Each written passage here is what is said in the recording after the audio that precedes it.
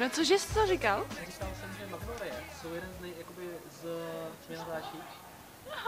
magnolie jsou jeden z biologicky nejstarších druhů. A pozná se to hlavně podle poněkud chaotického spirálovitého uspořádání květních plátků.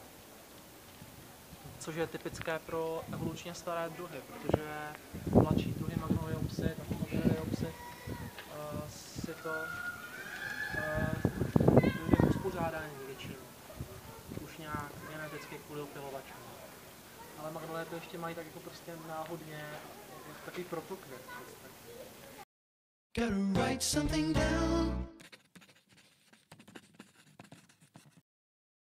O tom vybouraných barák. Jo, takže v tomhletom místě stával pivovar a asi 40 domů, který Albert Zvačlina vykoupil, aby tady postavil tady ty zahrady. Takže to bylo něco, jako když chtěli vykoupit od Havránkový tu dálnici, ale jim se to nepovedlo.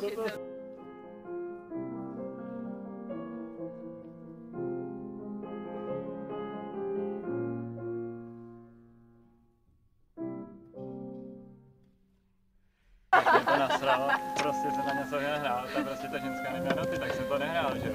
A pak to, co jsem prostě hrál, tak ono to tam sralo, já jsem to sralo taky úplně, pak to bylo prostě hovno.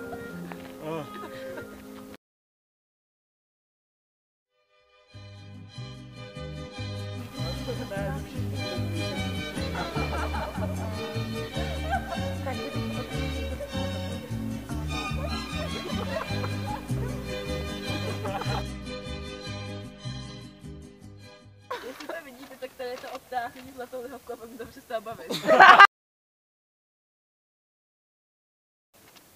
Je to na nic. Dneska jsem všem psala, že ještě furt žiju a že na čem jsme se domluvili, tak to musí platit, protože jinak se nesejdeme a to budu stále kretem. A pak už ji nikdy v životě nevidím. Přijdou všichni kamarády na svého sociálního života.